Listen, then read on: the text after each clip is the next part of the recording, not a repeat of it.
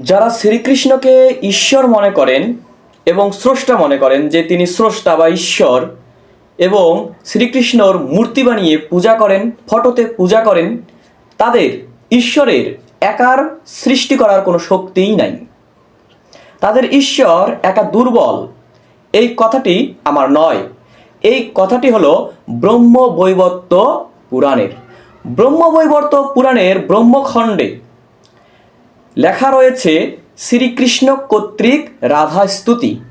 এখানে লিখেছে যথা মৃতা ঘটং কর্তুম কুলাল শক্তিমান সদা সৃষ্টিং স্রষ্টম তথাঞ্চ প্রকৃত্বা চ ত্বা সহ ত্বা বিনা জরস্যহং সর্বত্র চ ন শক্তিমান সর্বশক্তি স্বরূপা ত্বাম গচ্ছ সমান্তিকম।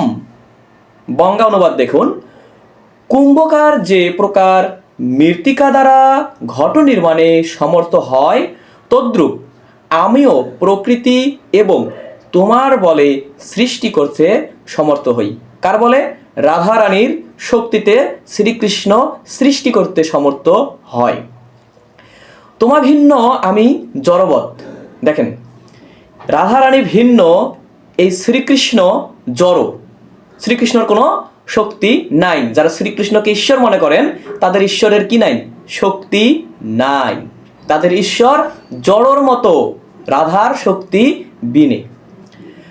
তারপরে তুমি ছাড়া কোনো বিষয়ে আমার শক্তি থাকে না। জয় হরিবোল হরিবোল। এখানে রাধারানী ছাড়া এদের ঈশ্বরের কোনো শক্তিই থাকে না, আর এরা এই ধরনের ঈশ্বরকেই পূজা করতেছে। মানে, এবং এরা আবার শ্রীমদ্ ভগবদ গীতার দোহাই দিচ্ছে যে শ্রীমদ্ ভগবদ গীতা ঈশ্বরের বাণী, এটা শ্রীকৃষ্ণর বাণী। আসলে আমাদের আগে জানতে হবে কোন কৃষ্ণ আমাদের ঈশ্বর। বসুদেব পুত্র আসলেই কি আমাদের ঈশ্বর, নাকি আমাদের অবতার, নাকি আমাদের আদর্শ? কোনটা? তিনি মহাপুরুষ নাকি ঈশ্বর? এই ভেদাভেদটা, এই বিভেদটা আগে খণ্ডন করা চাই। শ্রীমদ্ ভগবদ গীতা গিললেই হবে না, শ্রীমদ্ ভগবদ গীতাকে বুঝতে হবে। শ্রীমদ্ ভগবদ গীতা স্বয়ং ঈশ্বরের বাণী, শ্রীকৃষ্ণের বাণী নয়।